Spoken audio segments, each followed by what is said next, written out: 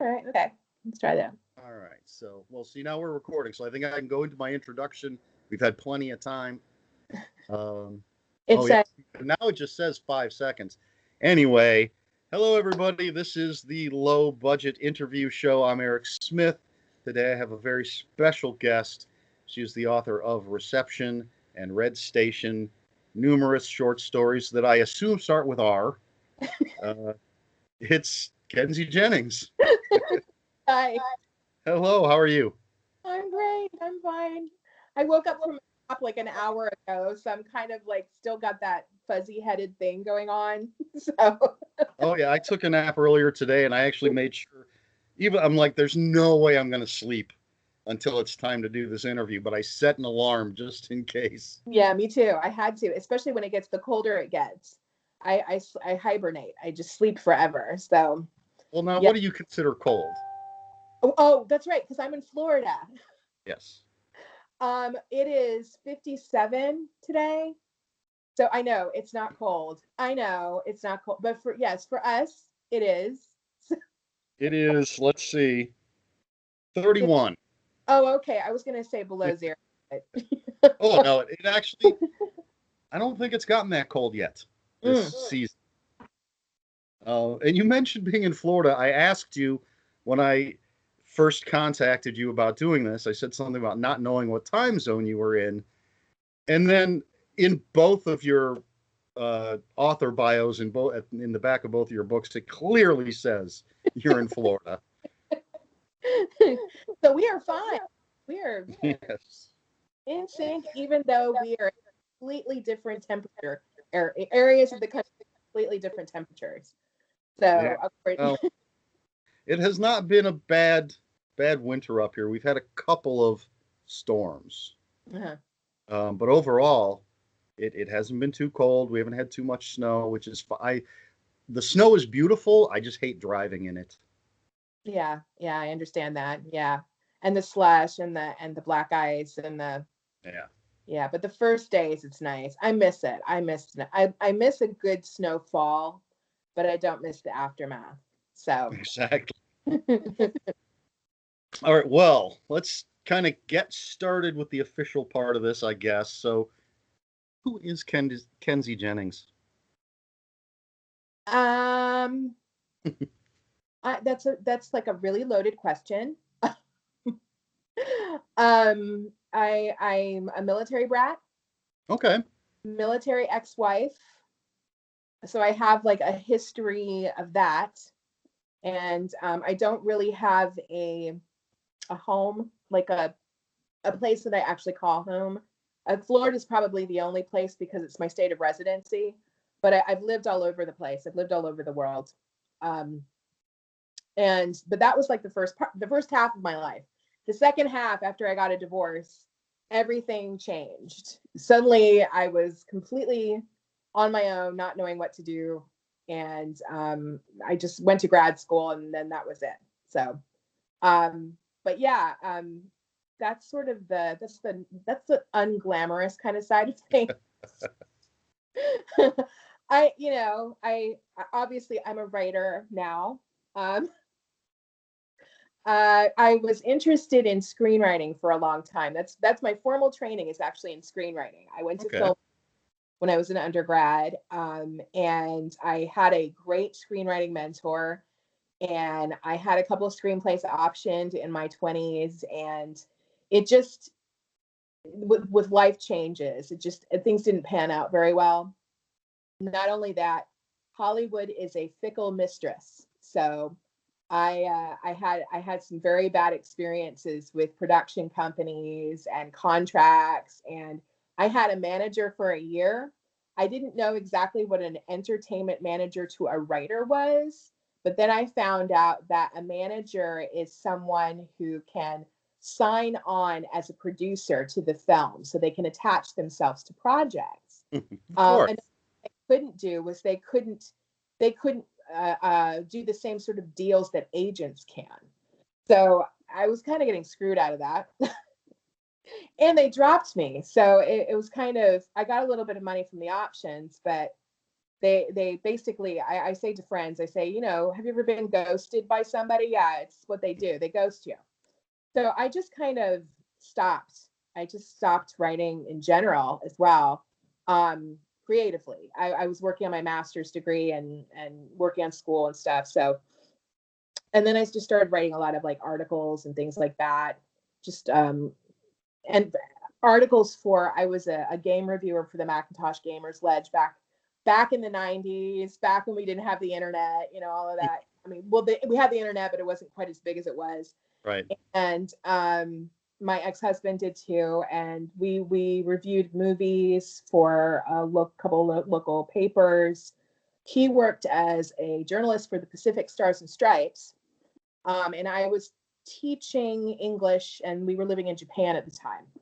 So, and that was the last few years of my marriage, and before grad school, obviously. So, but anyway, so I mean, all of the writing that I did in between screenwriting and what I'm doing now was all pretty much nonfiction, you know, kind of stuff that people don't really care about. so, but yeah, and I also, when I changed my life and got my master's degree and started teaching college, that's what I do now. I joined up with an improv comedy group locally where I am right now, and did some like local theater. got my feet wet in like sketch writing, comedy sketch writing. I was terrible at it, but but it was a nice little break from what I was used to, and it was still kind of, I understood the format because of my screenwriting background, so I kind of knew how to do a script, and so that was pretty easy to do. But then I just wasn't interested in that either. I just kept changing, and I finally settled on what I'm doing now. So, and the genre is completely different too. I'm not doing comedy, obviously. Well, we're going to get into that eventually. I have questions. But that's the Excuse me. long and the short. It's not very interesting. Yeah, but anyway. No, that's, first of all, what branches of the military were brat / spouse? Okay, my dad, when he got sleep, he transferred into the army, and then like halfway through his tenure, like halfway through his first few years in the army, he then transferred into the Air Force because there was, you know, something going on, some administrative stuff that was going on, and so most of my life was as an Air Force brat. My ex-husband's Air Force too. Well, was Air Force. Yeah. Oh, okay. There you go. So where did you serve? Where did you? I was incredibly lucky. I spent, well, of course, all my training was in Texas, San Antonio. Lackland. Yeah. And then I spent 3 years in California at Vandenberg, which is right on the coast. Oh, like the western border of the base is the ocean. Where is that?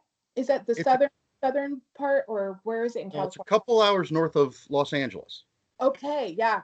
My parents were in what's the base? The one near Vacaville. They were in the northern part. Okay. Northern California. But yeah, I didn't even know that there was a base down there. Yeah, I spent 3 years 3 years in California. Couldn't complain. I was a security, so that was fine. And then my last year, I decided, let the government send me somewhere else in the world. I ended up in Iceland for a year, which was not bad.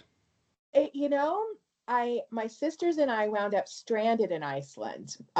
We had a plane that was en route from, where was it? We were coming from Florida to England, and they had stopped there. And I was like, must have been like 15 or 16, and my sister was obviously younger. And we wound up staying there for several hours, not knowing what to do. But just looking out the window, it looked kind of like something like out of Mad Max. It just looked like this rugged kind of landscape. Yeah, there were definitely big parts that are like that. Yeah. But I actually enjoyed being up in Iceland. It wild weather, Yeah. and incredibly expensive. Of Really? course, not on the base, of Right. course, but in the Right. towns, because basically, at least again, this is back in '89. Um, basically, everything has to, except fish, has to be imported. That would make sense. That So yeah. working security in Iceland was a lot of making sure people weren't taking things off base, because the Oh, black market was a big deal. And um, but it was a beautiful country, and not. I think it gets colder here. I think the winters here in Ohio are worse than at least the winter that I was up there. that's interesting. That's interesting. Yeah. I know I have never you never consider that, when people say, "Where have you been? Where were you stationed?" And Iceland is not like at the top of the list. It's not the norm. But I've heard mixed things, and you say the same thing that some of my friends who've been there have said, that it's actually a beautiful country, and but interesting in the sense that there's a black market. Kind of the same. They said the same things. Yeah. But Oh, I actually worked because the main base was Keflavik, mhm. and I worked on at a little radar site called Rockville, which was, I don't remember how many miles away. And we so if we wanted anything from the main base, we had a bus that would go back and forth a few times a day, and we had to make a list of anything we wanted from the main base, as far as like food, um, or drinks, or anything else. And we'd have to make a list, give that and the money to this one guy that was in charge. They had a lockbox Uh-huh. for meat and alcohol, and when they were leaving the base, before they could leave the base, we had to go over the entire list of things that he had purchased, make sure every single one of those things was there and there was nothing extra there, because otherwise uh, the natives, um, they assume if something isn't there that's on the list, that you've already sold it to someone. If Mhm. there's something extra there that isn't on the list, that you're going to take it and sell it to someone. So I mean, you couldn't take a pack of gum off the base, essentially. They had to make sure that the numbers were exact as they were, right? Oh Yep. man, that's so anal retentive. I couldn't imagine actually having to live that way, and Well, kind of. here's the thing. Again, this is in '89. There was a Pizza Hut in Reykjavik, and for four people, I believe, if I remember correctly, it cost us $80 Okay. to feed four people at Pizza Hut. Well, I lived in Tokyo, so I believe it. Yeah, I can totally believe that. Yeah, yeah. So yeah, like everything, like I seem to remember CDs were, they were maybe $15 on the base, and I think 30 American off base. So yeah, they didn't, there's big black market. That's They didn't right. want any of that stuff from the base getting out there and undermining their own stores and such. How long were you there? How long were you stationed there? 1 year. 1 year. Yeah. I actually had to extend my enlistment by 2 months to be able to go there.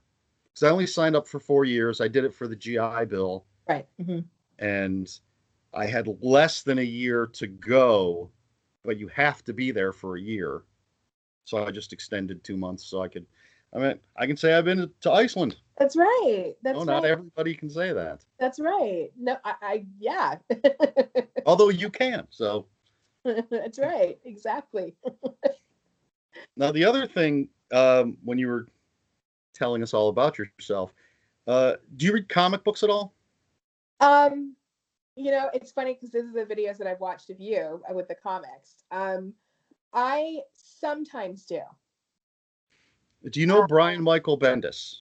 no. Okay, he's a love him or hate him kind of guy. I think he was a huge architect of Marvel for a while. Now he's working at DC, but he wrote a book, a graphic novel called Fortune and Glory, Hmm. which is his story of dealing with Hollywood, because he had written a graphic novel called Torso about the Torso killer in Cleveland, Uh-huh. and it was optioned for a movie.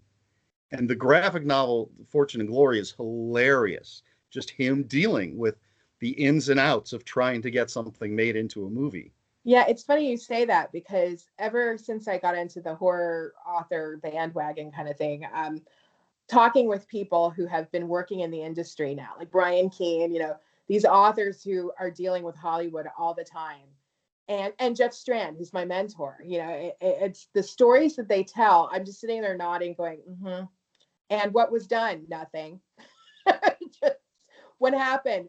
They just didn't contact me. I said, this is so normal. And my theory is you have to either be interested in directing these days, it seems like, or you have to be a money person, have a lot of money, or live in Los Angeles to get anything done. So, but yeah, sounds like something I should read though. I would remember that.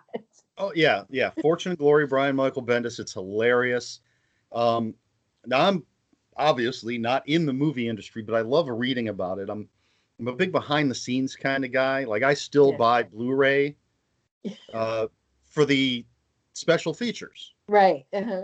I absolutely love listening to the audio commentaries and watching all the behind the scenes stuff. And I've read quite a few books about making movies and different things. And yeah, just the stories of how it works. I read Thomas Lennon, I believe that's his name. He's from Reno 911, and Oh, okay. Yeah. The name. he's apparently one of the highest paid screenwriters. He and his partner, and he has a book. I don't remember the exact title, but it's basically like how to make $1 million as a screenwriter, that kind of thing. It's very funny, but he really does go into things like agents and turnaround and rewrites and the unions and what you have to do to how you get credited as the screenwriter as opposed to someone who might have done other work on it. And it's just I It's find it fascinating and hilarious, and I can imagine how incredibly frustrating it must be if you're in that world. yeah.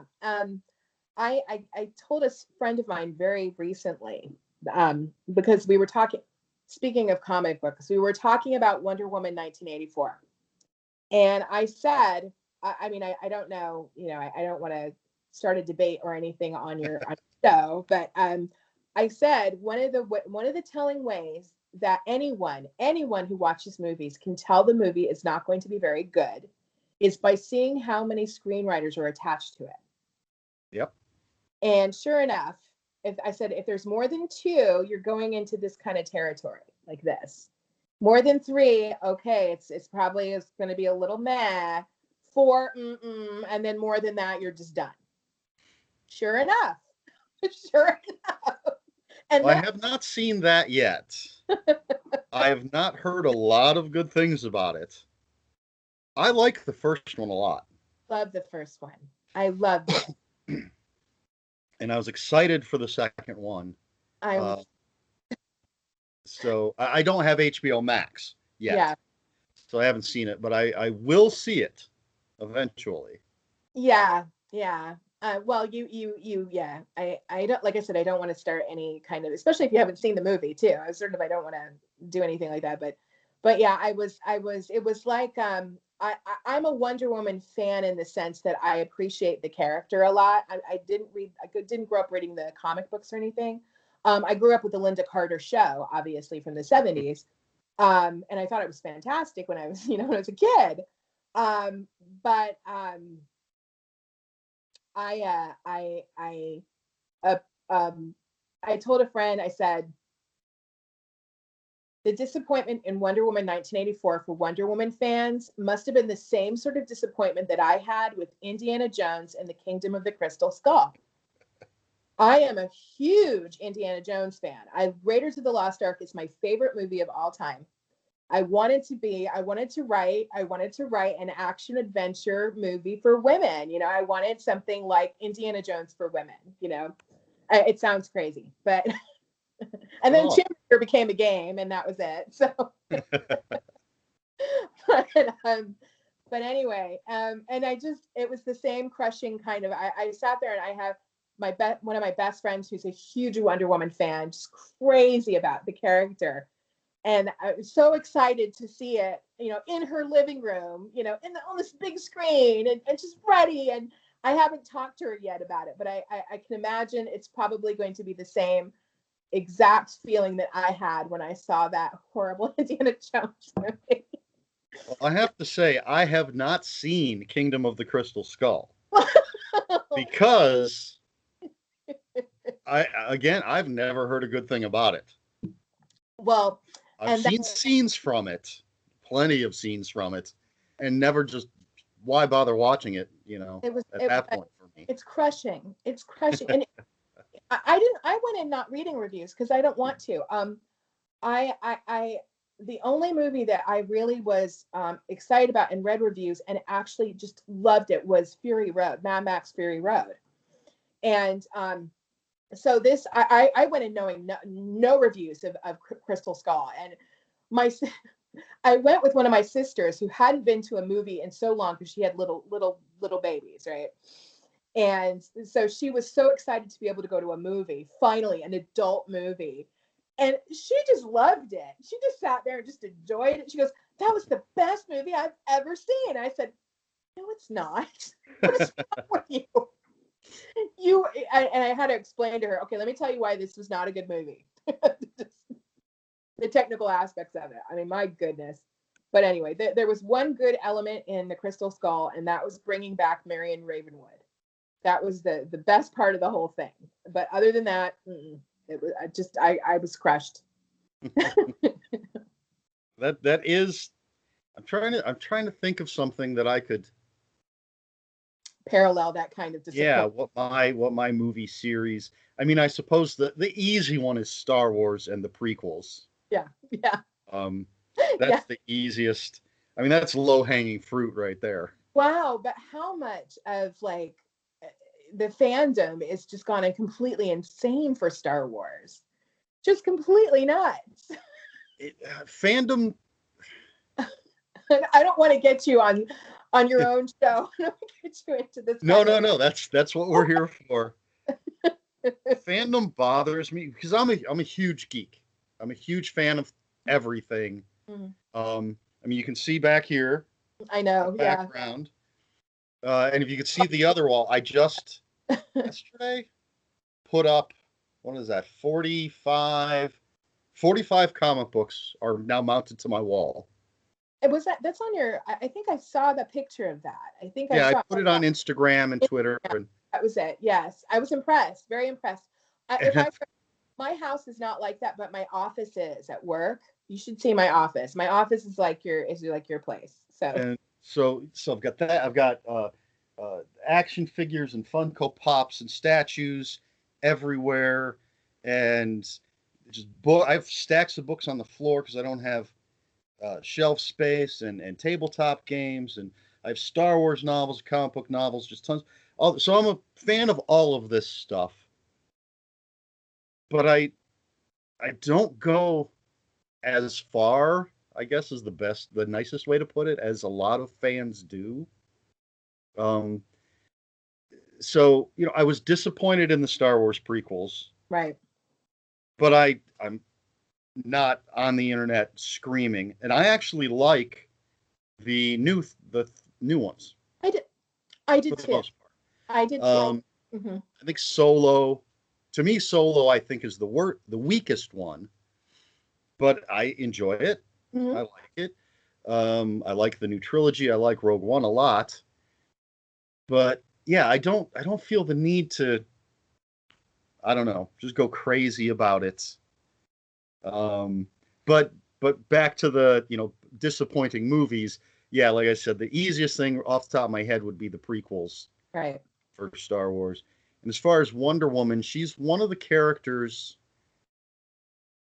that I like well enough, typically, if I'm going to buy Wonder Woman comics, it's because of whoever's writing it. Right. Mm-hmm.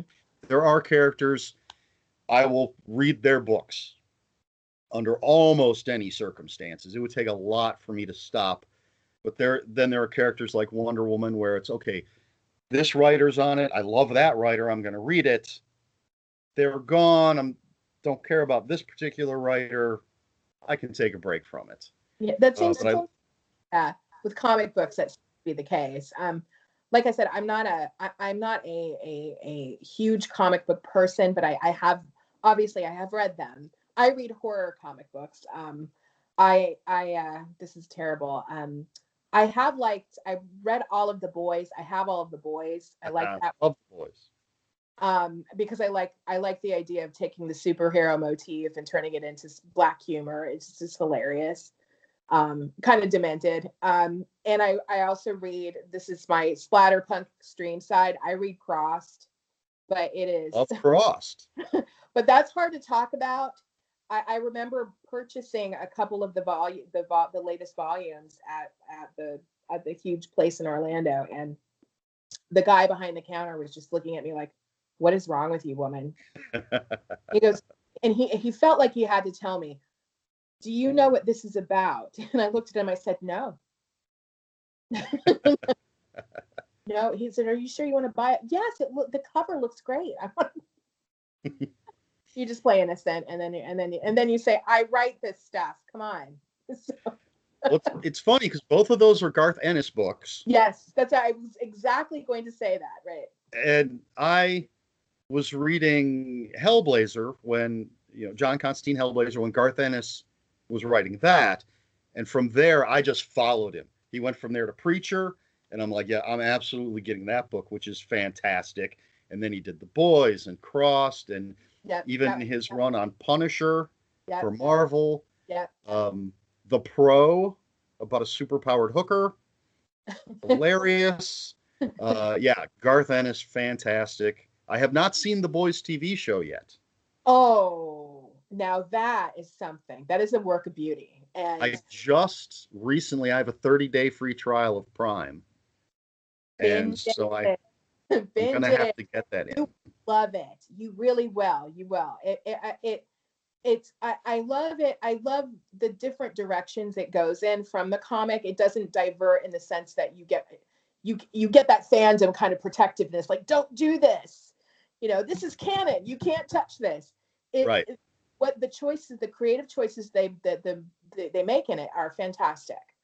So and it actually keeps you surprised, so that if you have read them all, you're not, oh, I already know this. This is what happens. No, it's not. Guess what? It's going in a totally different direction. So and I was so excited because two of my favorite actors were listed as the leads, as Anthony Starr and Carl Urban, and I was like, oh my God.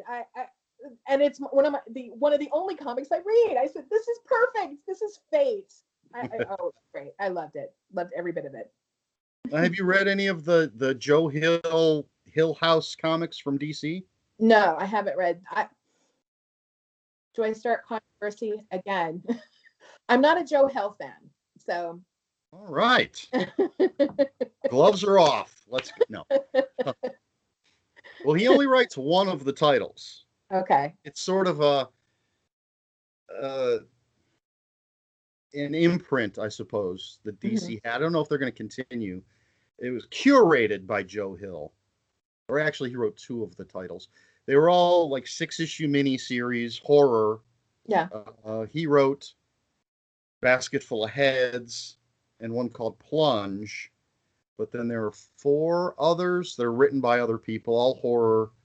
I haven't finished them all because I'm way behind on my comic book reading. But what I've read so far is pretty good. And I actually like what I have read of Joe Hill. Is it an anthology? Is what it sounds like. It sounds like it's like there's Basket Full of Heads is its own. It's a 6-issue miniseries. Okay. Oh, okay. And then Daphne Byrne is the title of one of them. That's its own 6-issue miniseries. That's by somebody else. Okay. But they're all under the Hill House label. And again, it was sort of curated by Joe Hill. Okay, that makes sense. I've read, what have I read? Nosferatu and The Fireman. Mm-hmm. I liked both of those a lot.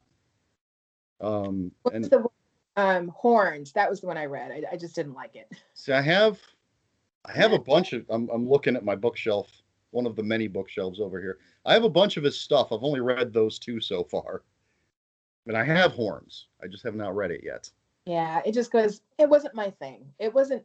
It wasn't a style. I think he's actually he's very eloquent for considering who his dad is. You know, his dad's a little different. The writing styles are very different. But yeah, I couldn't get into the characters. I couldn't get into the motivations. It's a romance. It's a dark romance. So, but anyway, it wasn't my thing. Just whatever, whatever. Well, let's talk about your stuff. Okay. Well, first of all, your bio says you're an English professor. So shouldn't you be working on like the next Finnegan's Wake or something? Why are you writing horror? Because I enjoy it. Okay. I had to tell Patrick C. Harrison III, the one of the co-owners of Death's Head Press. He had this inquiry for me of I don't understand why literature professors do A, B, and C. You know, these things that they do. Maybe we can ask Kenzie, ask her what she thinks. And I said, well, I don't know. I'm not a literature professor. I'm a composition and rhetoric specialist. So that's why I'm not writing Finnegan's Wake Part 5, or what. Well, the Great Gatsby is in the public domain now. Oh, and we can turn in somebody, was it Jeff Strand was mentioning about putting zombies in it or something? I don't know. Well, I actually found out that it was in the public domain because of an article about there's already a book coming out called Nick, I believe. Okay. So it's the story of Nick. Nick, right. Before it's like a prequel to The Great Gatsby. You know that's the case. And I'm pretty sure with every single piece of literature that is undergoing this process before it becomes public domain, that there are writers lined up to write its prequel or its sequel or whatever. Or add zombies. Or add a twist to it, right? A ridiculous twist. But yeah, it doesn't interest me. It just doesn't. I'm not really a highbrow intellectual, to be honest with you. I like having fun, and I read good literature. I mean, I don't. It's not that I avoid it. It's just that I've always been a genre fan since I was a kid. I love horror. I love science fiction. I read some fantasy here and there when I was young. But I mean, I'll read other things too. Like obviously, I'd been reading westerns because I had to write a western, so I got a little bit into that. Still don't like westerns, but that's okay. That's neither here nor there. but and read. I really got into the crop of dark domestic thrillers, like Gillian Flynn's like Gone Girl, and I don't like Gone Girl. My favorite was Sharp Objects. I love that one. But I like the sort of the Gothic family, but modern contemporary family with horrible secrets and just terrible people all around. But I really like the complicated women, and there are good authors in the canon who have written complicated women. Flannery O'Connor and Joyce Carol Oates and Shirley Jackson. They're there. So I can't say that I don't appreciate literature. It is, if it has no genre within it, no pop culture genre, I don't know what else to call it. I guess that would be it. It never really stuck with me. So no. I'm gonna turn away from the camera here. Excuse me. I don't know how much of my YouTube channel you've looked at. I have a series every Wednesday. I have videos called Reading Remembrances. I saw the title of one of them, and that was the last. One of the last videos that you posted, wasn't it? It would have been Wednesday. Okay. because I've kept a list of every book I've read since 1985. That's amazing. So I'm going through. So every week, like the very first Reading Remembrances video, I just talked about the books I read in January of 1985. And then the next one was February 1985. So I just today recorded the one for May of 1988. And we're talking about, different genres and stuff. So just in May of 1988, I read 4 books by Douglas Adams. Okay. Hitchhiker's Guide to the Galaxy and some others. And then a book by Pierce Anthony in his Incarnations of Immortality series. On a Pale Horse was one of my favorite books when I was young. So. That's my favorite in the series. This was book 4. I read a thriller by Jack Higgins, mm-hmm. A Prayer for the Dying, which is one of my favorite books ever. I've read it dozens of times. A cozy mystery, the cat who liked Shakespeare, the cat something, I don't know. It's a whole series of books about a guy and his cats. Yeah. An 87th Precinct novel, which are police procedurals, and then some Dostoevsky. See? Notes from Underground. There you go. So you have so that I've always read in almost every genre. I don't read romance. That's iffy. I hear you. I mean, I like a lot of women I know, confessionally, when I was a teenager, I read trashy, like Jackie Collins and Judy Blume when they were writing dirty stuff. Well, I guess technically I have read Sidney Sheldon. Yeah, yeah. But again, if Brian Keene wrote a romance, I would read it. That would be an interesting book. I would read it too. I would read it too. Well, I just recorded my review for Hall Dark Holidays. Mm-hmm. Oh, yeah. And I said of Brian Keene's story that you could have taken out the horror element of it and just had it be this sort of vignette of these people and their relationship. And I would have been perfectly fine with that. Yeah, there's a oh, I shouldn't talk about this. Never mind. I didn't say anything. Okay. So I didn't say anything. All right. No pressure here. No. It's like these future projects down the line. There's a couple of things, and there's a little hint of romance in one of a potential project that was pitched.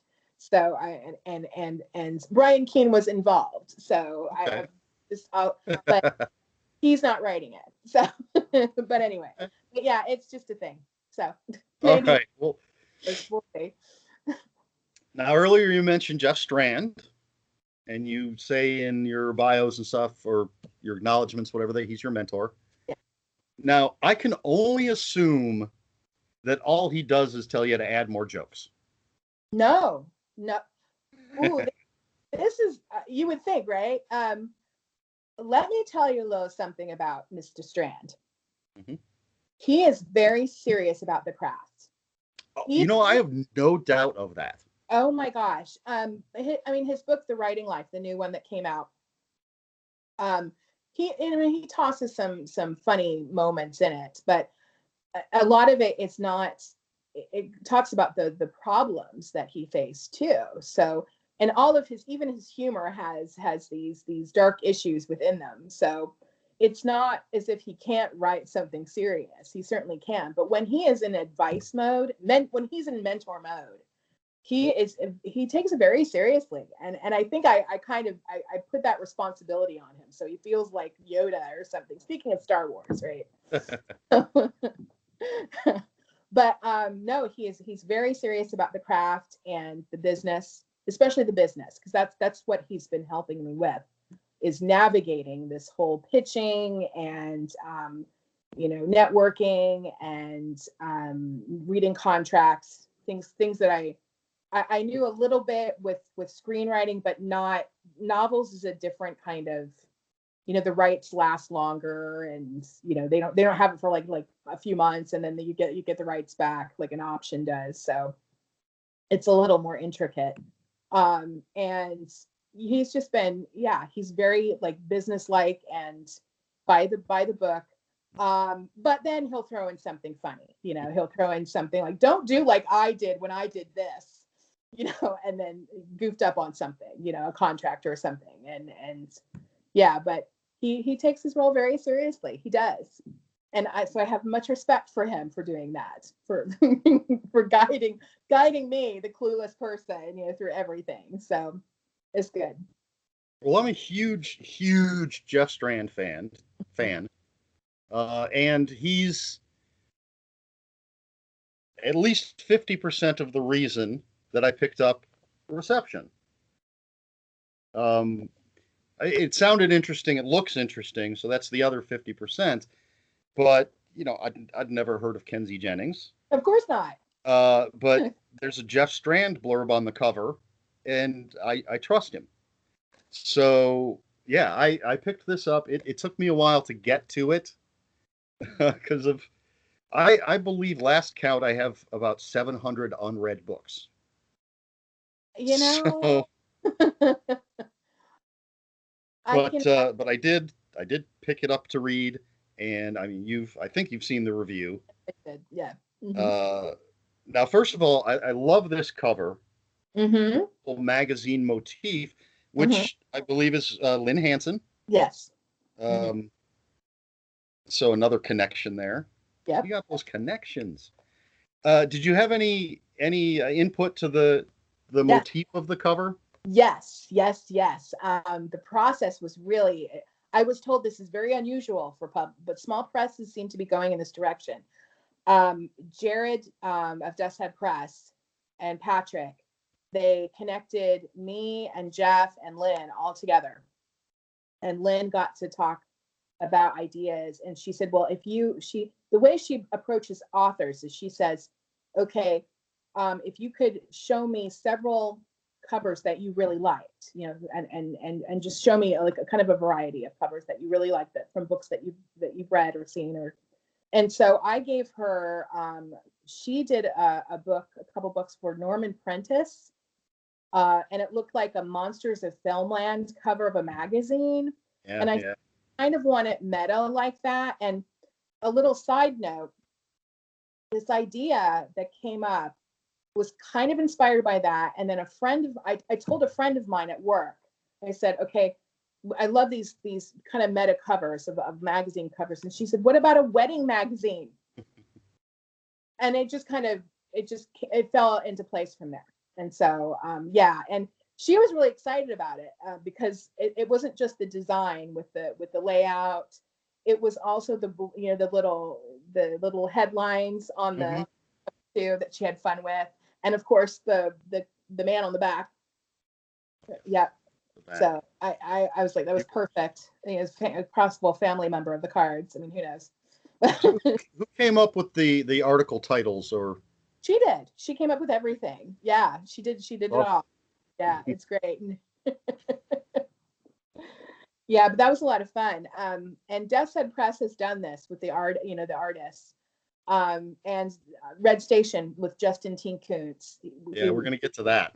Yeah, same thing. We got together, and he obviously his process was a little different than Lynn's, but it was, what would you like? What would you like to see? Here's what I've got. Here's what I've got in mind. What do you think? That kind of thing. So it's great. Yeah. Well, now I think we're gonna skate into spoiler territory, maybe, because there are things I want to talk about. I saw your review for Red Station, and I was like, I get you. I understand why you're not. Well, spoilers mean different things to different people, I've discovered. My sister apparently thinks just mentioning a character's name is a spoiler. Oh, no. Which is crazy to me. I was talking, she and her husband at the time and I were talking about Doctor Who, and her husband was a few episodes ahead of her, I think, in his viewing, and I said, what did you think of Amy Pond? That was it.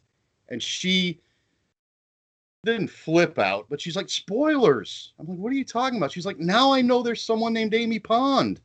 So what? Yeah, she was upset by that. So I really try to not spoil things, but that can make it difficult to talk about Yeah. certain things. So we're going to talk about some things. Warning to the viewers, we may spoil, I don't know. But first of all, how well are you a pantser or a planner? A little bit of both. More leaning towards a planner because I do have a skeleton idea of what I'm doing. So, but speak. I know what direction you're going with this. I always think I have an ending, but I don't. If that makes Okay, Reception had 3 endings. been there. Three endings, and it wasn't until I remember the moment when I thought of the ending that's actually the book's ending to it. I was driving home from work, and it's always when I'm driving that something I love comes up in my writing. And I just remember sitting there at my house going, oh no, this is the way it has to end. This is the way it has to end. Reception has to end this way. And I got so excited because, and I never get excited about editing. I would have to go back and rewrite huge chunks of things in I was that book. just going to ask you that. Yes, yes, but it was fun. It was I got to invent more with that, and put in little bits and pieces. Let's just put it that way. Hmm. Um, yeah, it's very hard. Uh, Well, but I know that it was successful in the sense that people have gone back to reread it, kind of like they've seen movies with endings that went what I think to The catch Sixth all Sense is the one that comes to mind for me it's because everyone. everybody goes back and they're like, "Oh, now I see the That's clues." the Easter eggs, the little hints, Yeah. the things that let you know, oh, okay. And they still don't catch quite everything. So I Well, once I finished, I Mhm. didn't reread the whole thing, but I immediately went back to the point where I thought I wanted to see if there was a clue of a transition. I don't know how to say, again, trying to skate around spoilers. I know what you're talking And it once I went back and looked, I felt with hindsight that it seemed a little obvious that that was the point. Um, I don't know if that's actually the case. But as I was reading through it, with all the books I read from small press authors and major publish or small press publishers, major publishers, self-published stuff, you know, there are books that with mistakes, and sometimes you can even see where an author changed something but didn't change it completely, and so it creates a, a continuity error or whatever you want to call it.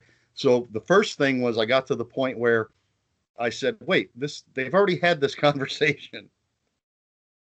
But then immediately it's, oh, okay, someone else realizes that as well. So that was like, okay, what is going on? But it's not, immediate. I'm like, it's a mistake. Oh no, it's not a mistake. There's a oh, reason for this. you funny story, funny thing about that. Because Red has that too. And the best part was hearing Patrick, who was editing things, and going, he wrote these little notes on the side saying, I was gonna say this, but then I read the whole thing. And Exactly. Yeah, I've done some beta reading for some authors, and that is like again in reception, I would have started to make a note and then would have had to go back. Nope, guess I can take that note out. And then the other thing I noticed um, was the uh, bloodshot eyes, I guess, is the thing, which, again, I've noticed some authors they're giving characteristics to their characters, but sometimes there's a habit that every character seems to have.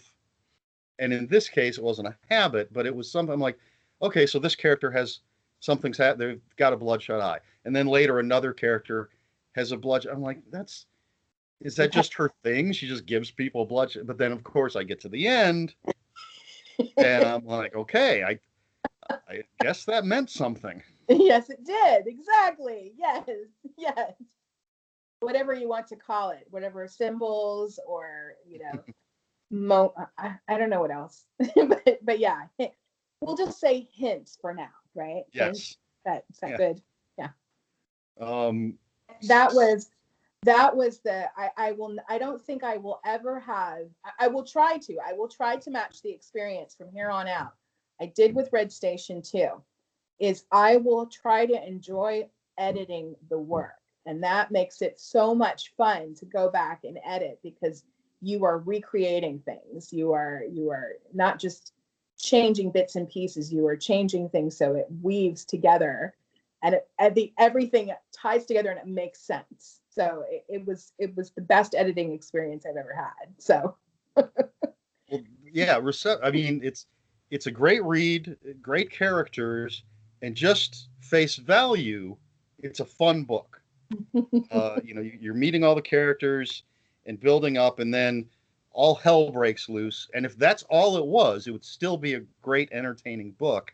But then you put that spin on it, and it's I it's had a little mind blowing.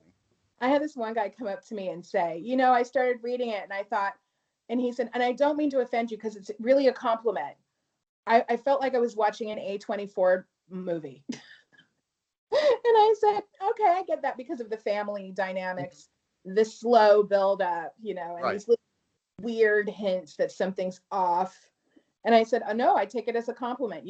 That's exactly it. I wanted you to feel that way, like an A24 movie. So the first half is A24, and then the second half is Blumhouse. Oh, yeah. Or Robert. Yeah, something. Because I keep. But R-rated Blumhouse, because That's there's right. a lot of Yeah. PG-13, I Exactly. think. PG-13 Blumhouse. No, yeah. I was going to say whatever Robert Rodriguez's company is, right? So. Right. Yeah. But yeah, and that was another comparison that I kept getting was it's like From Dusk Till Dawn. It's like two different movies. I said, Yeah, exactly. yes. Exactly. And on one hand, I really wish like From Dusk Till Dawn had simply been marketed as a Tarantino-esque crime movie and left that second half completely off the table until you went to the theater. A surprise. Yeah. But I can see where that might cause riots. I don't know. Well, yeah, but and for reception, I had the criticism I got for the book.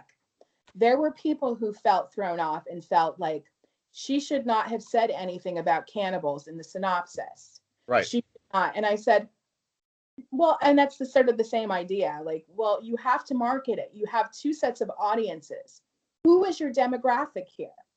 I have to bring in horror fans because it's a horror novel. So, well, and that's the thing. I think, especially with reception, if you left the cannibals out and marketed it as what would you a relationship book? I don't know what the family drama. What would they call that? I don't know, but if you marketed, it's called mainstream fiction. Sure. There's no genre for it. But I think if the marketing went that way, those are the people that are going to pick it up, and they're going to flip out when they get to the other part, the second half. And I don't mean that in a good way. Yeah. And if you marketed it that way, you're not going to bring in the horror fans. That's right. So it is kind of you got to pick your battles kind of thing. And you know what I always say after hearing those sorts of notes, I'm like, it's what's done, it's done. You picked it up for some reason. Why did you pick it up? So. Yeah. And again, even knowing that it's cannibals, it's still, you've got those twists and turns. And so it's not just straightforward, oh, this is someone got married, now there's cannibals, and that's what it is. It's much more than that. Yeah. So yeah, that's for the audience out there. Once again, there's reception. And then we have your latest, I believe, Yes, it number is. 7 in the Splatter Western series, Red Station, with another title with R. I don't know what that's about. That was So let's talk about this cover. yeah. Justin I love all the covers for for this. this series. They're fantastic. Yeah, the latest one is probably my favorite. I mean, I'm biased. I love mine, but okay. So my second favorite is Christopher Triana's The 13th Coyote. That looks Just got that, I don't know, the other day. like that thick. I could not believe how thick it was, because the rest of them are, Well, not huge. yeah, we were told novellas, and then there was kind of, well, okay. So there was nothing firm after that. So and that's frustrating me a little bit because some of the reviewers have been saying it was too short, and I'm like, well, you should have probably marketed this originally and had it firm, novellas or novels, Yeah. or say both. But yeah, I know. But yours, so you said you had some input as far as the cover went? Yeah, Justin had an idea. He had the background with the Adler woman, Mrs. Adler, dying on the front. But he didn't know he had her as a centerpiece because that he likes centerpieces. It's how he does all of his covers, and it's understandable because that's where your eye is drawn. So he had to come out with a layout on the side, and mine isn't. My book is, it's very female centric. So I told him, I said, women, I mean, you have a woman in the center. Just obviously I want Clyde because she is key in this book. And I knew women would love her character. And but golly, I was right. I was right. Well, she's a great character. I think everybody's going to love her character. Yeah. But so she had to be on it. And then the two of us had to come up with who was the other person on the side. And the other person is the scarred Adler girl. She has a name, but it's not indicated in the book. Her name is Luda. But she's a secondary character, as you know, but she is important. So for what happens later. So, but yeah. So I it wasn't the same kind of input as I had with reception, because Justin had already had an idea of what he wanted to do, and that was like cool with me because I knew that whatever he was going to come up with was going to be like grandiose and pulpy, like they look like pulp books, and I was like, it has to keep aligned with everything else. But yeah, so we were just trying to decide what characters to put on the covers together. But yeah. Excuse me. So you did a blog about the genesis of this, and I was debating on whether I should read that before talking to you. I went ahead and read it. Mm-hmm. But for anybody who hasn't, just really quickly, can you talk about where the story came from? I wanted to write a piece about where the subgenre came from. Patrick C. Harrison came up with the term splatter western, and he wrote a little, as I found out stupidly. For some reason, I thought it was a true story, but it wasn't.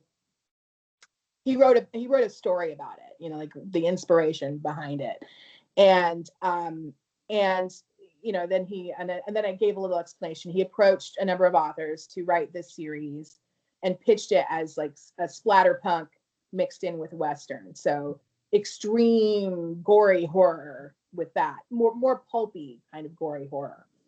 And but anyway, so that I wanted to do that, but I also, because I got questions from some of the reviewers about, is this based on, were the villains, it sounds familiar, where are these villains from? The villains are based on the Bloody Benders of Kansas, they were a serial killer family who they ran a home station and they murdered and robbed the people who stayed there. And it was like a little sod station home. It was the sort of the conventional, it wasn't anything like the book. And I took that family and I turned them into it could be them, it might not be them, but we don't really know. But we have hints that if you know of the history, then there are little hints that are thrown in that kind of link to that history. Like there is a wagon that's found riddled with bullet holes. You know, these these little hints, like I said. Mm-hmm. And there's even another character in it. Dr. Pickering is based on a real person. He's based on a doctor who was looking for, a missing patient, and he disappeared. So, and it wasn't until his friend, who was, I think he was a marshal, who sent a posse to try to find the doctor. So, and that's how they discovered these bodies at this house. So, I mean, it's a dark story. And that sort of, when Patrick approached me to write it, I was kind of terrified because I don't like Westerns. It's very hyper masculine for me. I can't identify with the very male characters in it, and it's just I wasn't empathetic to anything. So, but I understood themes of revenge. I understood the common themes of man. So it wasn't like I couldn't write it. It's just I didn't know how to write it well. And so I decided when I was researching, I said, okay, because I wanted to get everything as accurate as I could. And that's the hardest part of all, is because I didn't want any anachronistic dialogue. I didn't want any, everything from the lanterns to the, you don't want anything incorrect, because somebody's going to read it and go, that's not. So, and I got sucked into that whole rabbit hole of research. You just keep reading and reading and reading, and you don't stop. And I was reading everything from the dress that she wore, like how to put it together, to guns, to and just everything. And I wasn't researching a story. I wasn't finding anything, and I knew that I didn't want to write something like shootout at the OK Corral. I didn't want to write about saloon brawls. I didn't want to write about a man getting revenge for the murder of his wife and kids. I didn't want to do all those conventions, and I didn't want to write the guys did a great job, but I didn't want to write a monster story. I didn't want to do that. I wanted to write about dangers of real people, but horror. And I found the history. So I found the Bloody Bender story, and I said, why not turn this into a slasher? Why not make this a Western for horror fans rather than a horror for Western fans? And that's how I approached it. And it became so much easier to write because I knew I was going to have exposition. I like exposition. I like feeling for characters. I like a setup with characters. A lot of authors don't they like to jump right in. And I'm like, we can jump in, but we really need to get to know these people because their lives are going to be on the line. You got to care for somebody in that. Right. And I wanted to put all of the sort of conventions that we're familiar with it in slashers too. So I tried to put little Easter eggs for slasher fans, including Texas Chainsaw Massacre. There was a reviewer who said something about the dinner table scene, and I'm like, yes, you got that. Nobody has picked up on the one thing I put in there that is based on a slasher that I saw recently, that a cult movie. I can't, if I say the title of it, it's one of the few slashers that has a little twist in it, and it is very famous, and the twist was kind of controversial. I kind of put that in my book too. Now you're thinking about it and you're gonna. Okay. I'll just. What decade is the movie from? It's, let me see, was it the 80s? Okay, so it is an older one. Yes. Okay. Can we give like a spoiler thing, like a hint? Okay, if you don't want spoilers, turn it off for a minute or something. All right. So this is what we'll do. I did this on one of my other videos. So since this is all low budget and everything, I'm gonna tell people when to mute the video, and then when we're done with spoilers, I'm gonna give a thumbs up. Okay. So, all right. So right now we're going to get into it. If you don't want to hear this, mute, and then I'll give a thumbs up when it's all clear. Here we go. Okay. So the twist in it that I used from a slasher, the slasher was Sleepaway Camp, and Okay. it was a gender twist, and I wanted to do that with perspective, and there is a reveal of a character at the end, and Mm-hmm. very similar to that. So, and the dress is significant too. The character really covets the dress. Yes. That is what I put in there. And no one has mentioned anything about it, but they've mentioned the twist. They've mentioned the perspective shifts. And I'm like, okay, that means that they got sucked up into the Western, and I'm glad of that. That it's my own story. It's okay. But that was my sort of tribute to that. Great. But All right. but anyway, we're done. All right. So we're good. All right. So here we go. There we go. Hopefully you've unmuted and people are listening again. That's fantastic. I did think, as someone who wasn't alive during this time, the dialogue felt authentic to me. I hope Um, I still I tried. I tried to do my best. I tried to keep the formality intact. I have a confession in terms of my research for that was fiction, and unfortunately, because that's all I really had. When you're trying to get the conversation right, you can look in a cowboy dictionary and find. right, I threw some things in there too, but in terms of the actual the style of it, the continuous style of it, and to show character too. This, so particular dialogue for particular characters. right. The doctor isn't speaking the same way as the young married couple. That's right, exactly. The class structure and right, exactly. So, but so all of my influence for the dialogue were, I watched, let's see, I watched Deadwood. I watched Never a seen lot it. of Deadwood, and of course, I was talking about this on another video. There was We were asked what horror westerns did we watch or read, and everybody said Bone Tomahawk. Because everybody, it's a great movie, and I my favorite bit of Bone Tomahawk is the dialogue, the very characteristic dialogue, and so I tried to use that. That's the Deadwood and the Bone Tomahawk. I tried to use the style and emulate that as best as I could, but keep it my own as well. Try to mix it up a little bit. But Who are anyway, some of the fiction Western authors that you read? well, the one that since Bone Tomahawk was at the top of everybody's list, I read Zahler's Greg Zahler, is that his name? The man who wrote and directed Bone Tomahawk wrote Race of the Broken Land, which is a novel, and I think it was put out. Somebody said Permuted Press had put it out. It is very much a splatter western before the term was coined, and it's about a family who's these men who are it's a rescue mission. They're rescuing these two girls who've been sold into sex slavery, these sisters, and it's they're family members. So but the violence is extreme. I mean, this is the Bone Tomahawk guy, right? Because it's really horrific. I would say probably that was my bigger one because it's horror primarily. Okay.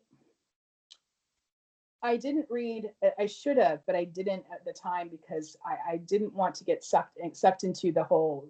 It's a masculine story versus a women-centered story. I've read a little bit of Joe Lansdale, but I read some shorts of his. I didn't. I don't. I the only novel I have of his is The Night Runners, and because I really like that one. But some of his shorter stuff, I have collections of that in collections. I'm trying to think what else there were. Now I'm brain dead right now. I'm trying to go back and remember That's what kind of fiction prep did I do, because I have like a couple more. And what was that? Was it a novelization? it was a novelization of some. I want to say it was a novelization of Deadwood that I used as well, just to get that. But I'm not sure. I have to go. I can't remember. Okay, Just no, that's, I was just Race, curious. but Race of the Broken Land stuck with me. So I mean that was sort of my influence in terms of getting the splatter right, getting it the tenor right, the feel of it right. But again, I didn't write a Western. I wrote a slasher. Well, it's interesting because I've read westerns. Mhm. As I said, I read just about everything except the romance. So, of course, when I think Western authors, immediately I'm thinking Zane Grey or Louis L'Amour, I of course, the two big ones, but also Joe Lansdale, who's he's in my top 5 favorite authors of all time. Mhm. Um, And by the way, very nice guy. Yeah. and then uh, Jonathan Jantz has a horror Western, um, Hunter Shea, but Richard Matheson at the end of his career, or towards the end of his career, wrote some westerns, which were fantastic. Ed Gorman, which you said the one book was more, it was like a slasher that just happened to be a western. To me, the Ed Gormans, the Ed Gorman westerns that I read were um, they were serial killer stories. So it was kind of like reading Silence of the Lambs, just set in the Old West, Right. Mm-hmm. which was interesting. I'm horror western is one of my favorite subgenres, Oh, or well, this. mashups. I absolutely love them. Have you read any of the others in the splatter western line that's out? The only one I've read is The Magpie Coffin, the first one. I have all of them. Mm-hmm. Um, but again, 700 unread books, and I try to keep mixing things up. I don't want to read a bunch of splatter westerns in a row. Right. And I was going to read them all in order, but then I was like, well, I want to ask you to do an interview, so I'd better read this one. So you did jump to the head of the line. I'm very excited about Christine Morgan's because I'm a huge fan of hers as well. And then the Christopher Triana is just intimidating.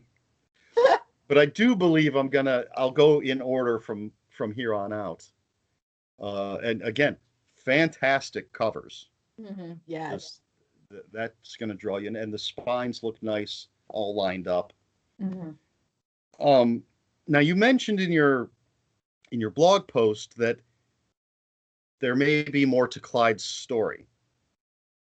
One of the thoughts I had when I read it was there may be more to the story of the organization or whatever you'd want to call it.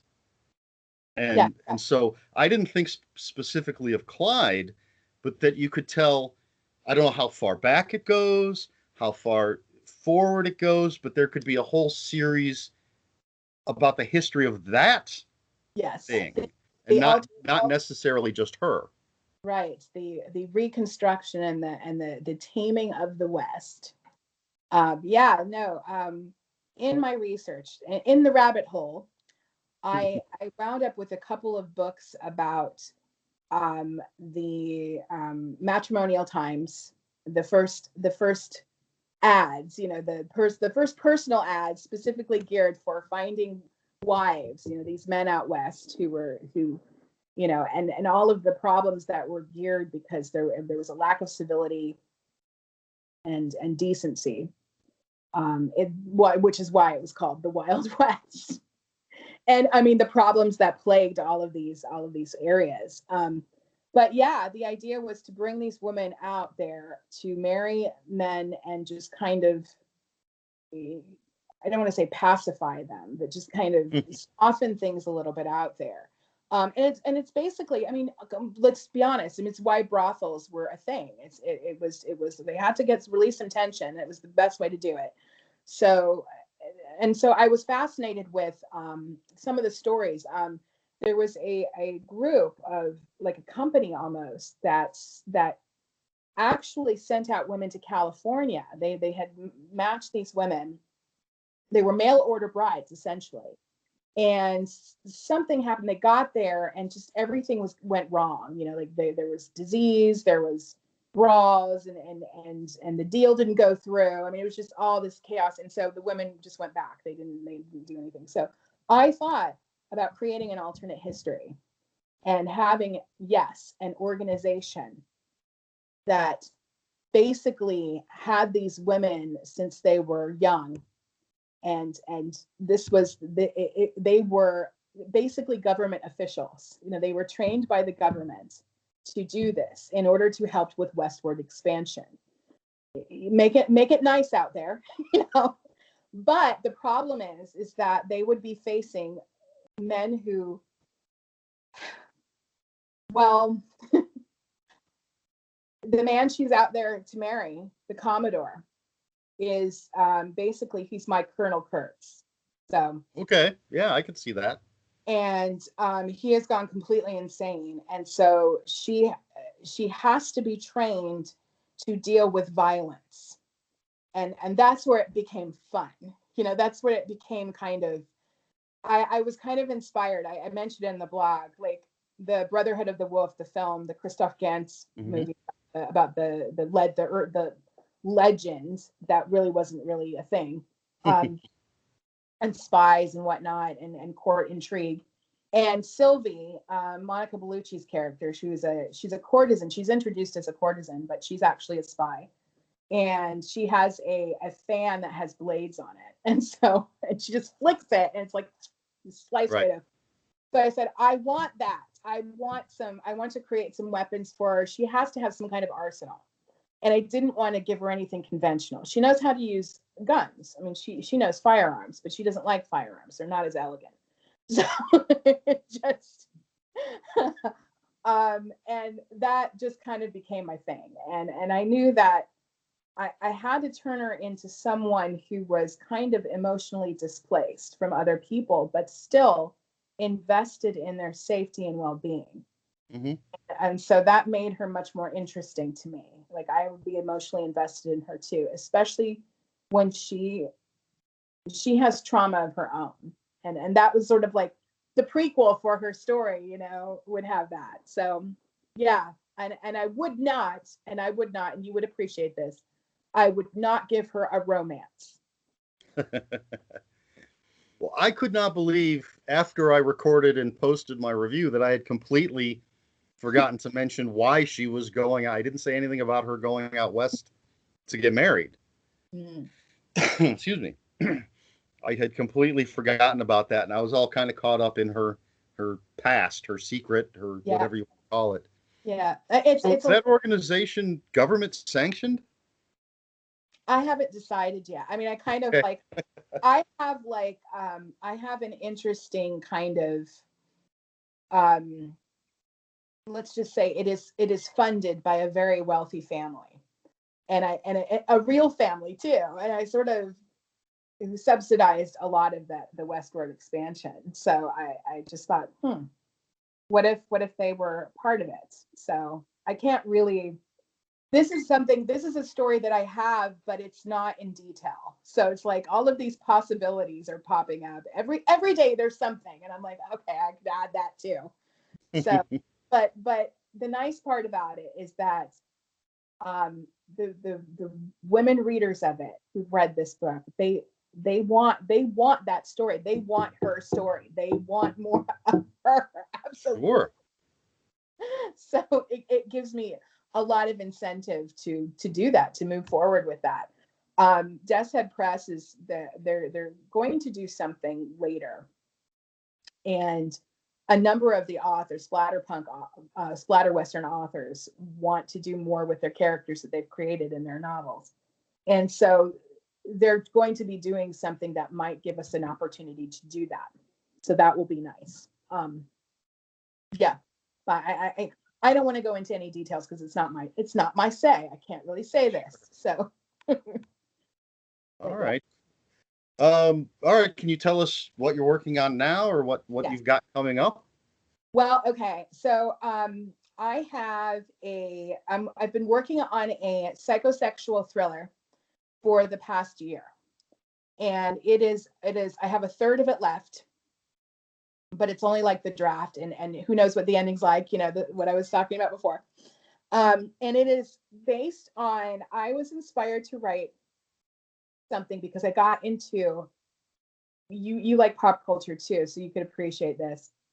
There was one weekend where I just sat and watched the trashiest sexual thrillers from the 80s and 90s. Everything from Fatal Attraction to Basic Instinct to Black Widow to um, what was it? What was I going to say? Single White Female. I mean, all of these films, and Brian De Palma, Dressed to Kill. You know, all the old ones too. And I got really inspired. I said, you know, I would really like to write something like this, but not something with any sort of romance. I'm not like you. I'm not a romance fan. I don't really want that. But I'm fascinated with women relationships with female relationships with each other, and I'm not talking about a romantic relationship with women, but friendships and betrayals and things like that. So I wanted to do something like that, but really, I wanted it dirty, and it's terrible. I hate to say this, but I was like, and it was just something I thought of, and I never written erotic before, so I thought it would be kind of cool to do. But I also wanted to put horror in it, and I wanted to put extreme violence, because of just rage in general and the exploration of rage. And but then I got this other crazy idea with it to turn it into. I have it set in Central Florida, and I thought, why not have a Florida Pulp Fiction-y kind of novel, have it set and with Florida life, so that I can get all kinds of readers to it, not just seedy thriller readers, but people who like Florida fiction, who like it dark, and then people who like erotic stuff, and then people who like a little horror. So it's like a serious genre mashup. I don't know what the end result will be. I don't know who the hell would publish it. But it will be, maybe Death's Head Press. I don't know, but it will be fun to see what it turns into. It is crazy so far. So, but and I hope that people like it. I'm really concerned about. I mean, I'm a middle-aged woman, so I really shouldn't give a damn about it. But you still get that little. Do I? My dad reads my stuff. When he read Reception, he liked Reception a lot, but I was like, oh, Dad, ooh, you read that? Ooh.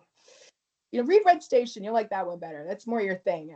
But this new one, oh, I'm like, should I do it under a pseudonym and not tell them? I don't know. But I'm working on that, and I'm working on a short story that's been bothering me for a long time. So it's a story about a cult, and I that interests me too. I've been sucked into, with all the psychosexual stuff, the Nexium cult, the one with the the branding and the whatnot. I was like, you know what? I really want to do something. I want to write a short story about a cult too. So, and one of my favorite movies ever, my favorite horror movies of all time now is, and I watched it last night again too, The Invitation. I have not seen that yet. I do know all about it, but the story, it's such a well-made movie. The tension, and it's slowly unraveling, and it's just, you follow the protagonist and you feel exactly you feel it's Hitchcock. You feel as paranoid as he does, and something ain't right, and so and I love the actor. I love Logan Marshall Green too. He never gets enough credit for what he does. It's always he's like Tom Hardy's twin. They joke about that, and I'm like, I think he's more talented than Tom Hardy. I could be completely wrong here, but is he the guy that's in Upgrade? Yes. Yeah, I love him, and I love Upgrade. He's fantastic. The physical performance in Upgrade alone was just incredible to watch. That he did everything from just the walking, the kind of the turns. The fact that he looks like someone else is in control of his body. That's right. Yes. It's just amazing. Yes. And he is a good actor. He's such a good actor. And again, it's Tom Hardy who's getting all the attention. Well, that's going to push Invitation up on my list of things to watch. It's been on my list. It's on Netflix. So it's available on Netflix. You've got Netflix. So Yeah. but it is a phenomenal. And Karen, it's a female director. It's like, who would you have as your director of your films? You know, if you had Red Station or Reception, Karen Kasuma, that director, you bet. She did Jennifer's Body too. She can do that kind of horror. So yeah, she can do crazy horror, and she can do taut, you know, suspenseful horror as well. So absolutely. Very cool. All right. So I'm gonna draw this to a close. Okay. And so where can people find you on social media? Okay, so I am on Facebook, Kenzie Jennings. I am on Twitter, that's Kenzie Bly J, Jay, and Instagram, Kenzie Jennings 2, the number 2.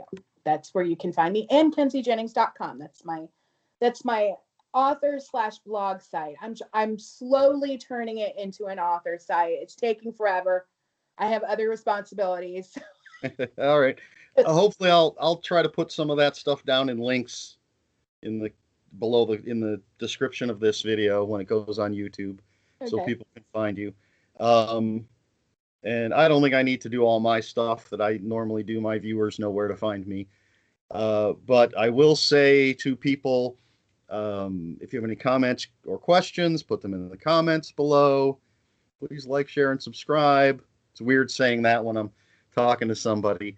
I think that's all. So I just want to say thank you very much. This was fantastic. Thank Was you there very anything else you wanted to say or to talk about? uh I don't think so. I think we've pretty much covered like everything. I'm glad we didn't touch politics. Yeah. Crazy Either stuff. this would have been either a much, much longer video or an incredibly short one. Not a good max. Not a, well, I think we're in a good place right now, maybe. Maybe. Who knows? Yeah, Who I knows? think next week or so is gonna tell us. Yes, yes, I think so too. But We won't get it. So we'll yeah, avoid the politics. that's right. Okay. All right. So I guess that's it. I don't know how to wrap these things up, but so to my audience, I always say, until next time, read more books.